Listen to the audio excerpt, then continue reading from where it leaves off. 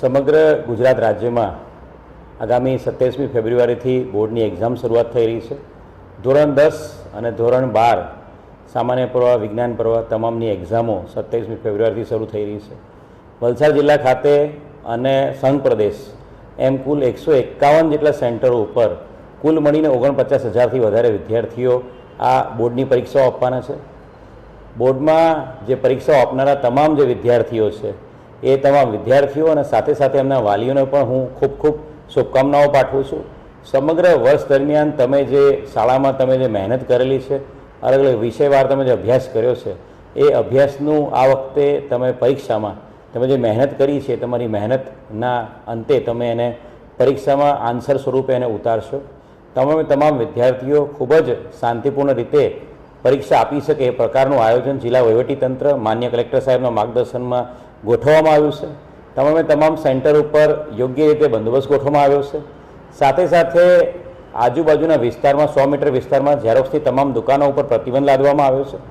આ ઉપરાંત વલસાડ જિલ્લા પોલીસ, વલસાડ જિલ્લા વહીવટીતંત્ર દ્વારા સોશિયલ મીડિયાના માધ્યમથી તમામ વિદ્યાર્થીઓને કઈ વસ્તુઓ શાળામાં સેન્ટરમાં લઈ જવા પાત્ર છે અને કઈ વસ્તુ લઈ જવા પર પ્રતિબંધ છે એની પણ વિગતવારની માહિતી આપી દેવામાં આવી છે।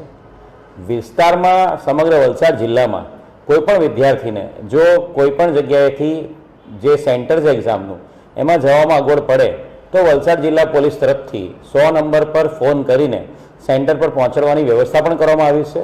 હું તમામ વિદ્યાર્થીઓને અને વાલીઓને નમ્ર અપીલ કરીશ કે કોઈપણ સંજોગોમાં આપનો દીકરો કે દીકરી જો શાળાએ સેન્ટર પર જતી વખતે જો મોડું થાય અને કોઈ સંજોગોમાં આપની બસ ચૂકી જાય કે કંઈ ચૂકી જાય તો તાત્કાલિક 100 નંબર પર ફોન કરો। અમારી પોલીસનું વ્હીકલ આપને સેન્ટર સુધી પહોંચાડવા માટે પ્રયત્નશીલ રહેશે અને આપને મેક શ્યોર કરશે કે આપ આપની પરીક્ષા ચૂકી જાઓ નહીં। ફરી વખત સમગ્ર વલસાડ જિલ્લામાં બોર્ડની પરીક્ષા આપનારા તમામ વિદ્યાર્થીઓને હું ખૂબ ખૂબ શુભકામનાઓ પાઠવું છું। આ બોર્ડની પરીક્ષા આપ્યા બાદ આપનું આગળનું ભવિષ્ય, ગ્રેજ્યુએશન તરફ જે ભવિષ્ય છે નક્કી કરી શકશો।